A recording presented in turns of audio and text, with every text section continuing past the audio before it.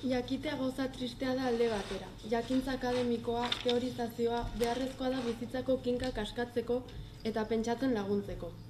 Baina jakintza nahi horrek berekin ditu biak, erremedioa eta gaitza. Lainoaren formari buruzko teoria egitearekin lanbro klase guztientzat kaiola sortzen da. Eta lainoa den tokian jarri daiteke. Bapatekotasuna, arnasa kantua. Jakintzak harrapa ezina harrapatu nahi du. Baina bizirik dagoena mugimenduan dago eta forma jakinik ez duena zail da formatuan sartzea. Hilda dagoenarentzat beti da errazagoa neurriko kasa egitea. Gainera hilda egotea beti da aldeko puntua jardun bat interesgarri bihurtzeko. Gertatzen da hori. Hildakoan simpatiko bihurtzen zara.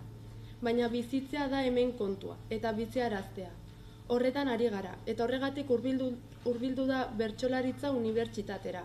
Ez akademiak aitor diezaion nor dela, baizik eta bere buruarekin sinetsita eta zer eskaini baduela usteta.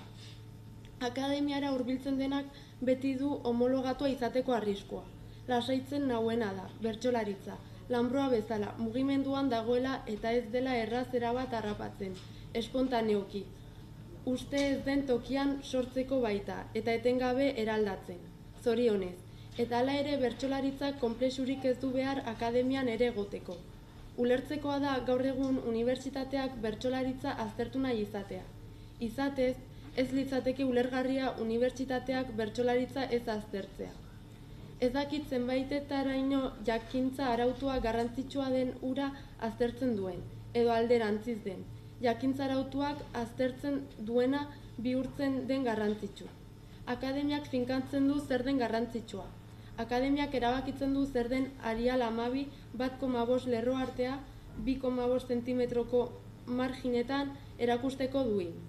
Moldean sartzen ez den beste lanbro horrentzat guztiarentzat, emozioak eta zoriontasuna, barkamena eta ahaztura, ahozko komunikazioa eskolan, transizio energetikoa, la inteligencia en acción, porque la ética es la mayor creación de la inteligencia humana, convivir con los miedos.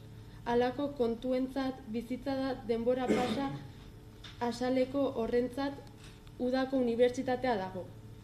Unibertsitatea ez ote dagoen bizitzatik kanpo. Esan nahi dut lehen baina gehiago esango nuke.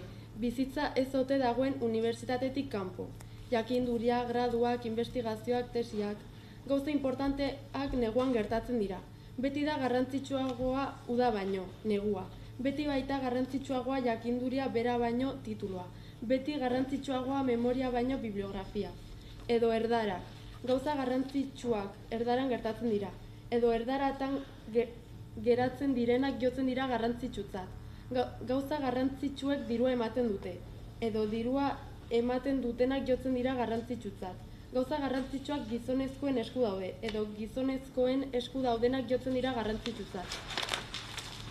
Beti da garrantzitsuagoa bizi karrera baino kurrikuluma, sena baino ekonomia, beti garrantzitsuagoa ahozkoa baino idatzia, bertakoa baino kanpokoa, apalesana baino ozen esana, jendetasuna baino kompetentzia, pentsamendua baino investigazioa, ekina baino etekina, forma baino formatua, izatea baino iristea, zintzotasuna baino txintxotasuna, plaza baino despatxua, beti garrantzitsuagoa ametsa baino errealitatea. Gaixoa, gauza korrelaxe dira, esango du gogo antzutu batek baino gehiago. Eta bai, gauza korrelaxe dira, baina horrela dira soilik bestela ez direlako. Ametsa litzateke udak neguago bihurtzea eta neguak udago? Ametsetan ez, ameskerietan nabilela esango didate orduan, baina ameskeria leporatzen dizuna ez aizu jo puntuaren urrunazari. Abiatu ere egin ez daitezen saiatzen ari da.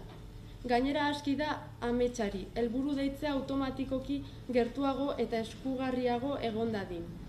Zergatik ez neguak uda eta udak negu bihurtu, zergatik ez gauzen garrantzia auzitan jarri, zergatik ez onartu gauzen garrantzia erlatiboa dela eta ez intentziorik gabea. Badirela beste jakinduria mota batzuk ezain errekonozituak edo errekonozitu gabeak, prestigiorik ez dutenak edo prestigiorik ez dutenenak. hizkuntza gutxituetan sortzen direnak, ez horregatik txikiak, ez horregatik itxiak. Badela jakinduria idatzia ez dagoena, badirela titulurik ez duten jakintsuak, badirela homologatu gabeko formak eta gainera homologaziorik nahi ez dutenak, badirela garrantziarik ez duten gauza garrantzitsuak.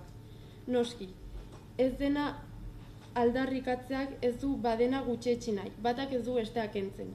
Batak ez du besteak kentzen. Euskara aipatzen duenak, gizon ez direnen jakinduria aipatzen dutenak, edo bazterrekoen ahotsa edo ahozko transmisio gutxietxea aipatzen dutenak. Beti sentituko da amaierako ohartxo hori bota beharra. Noski, batak ez du besteak kentzen. Ohartxo hori eman beharra sentitzen du beti batak.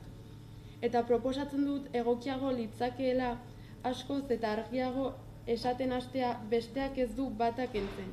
Besteak ez du batak kentzen. Askoz hobeto azalduko lukelako ahazturaren eta hausturaren norabidea.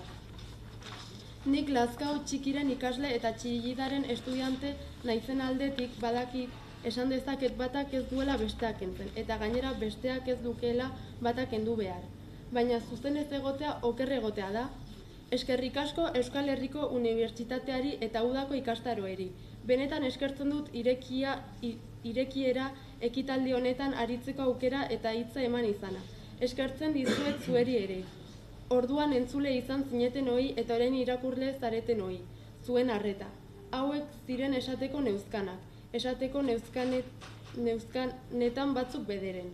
Behar bada oker nago, baina nahiago nuke okerrago banengo. Ze akaso okerrego naiteke eta hala ere zuzenegi nago.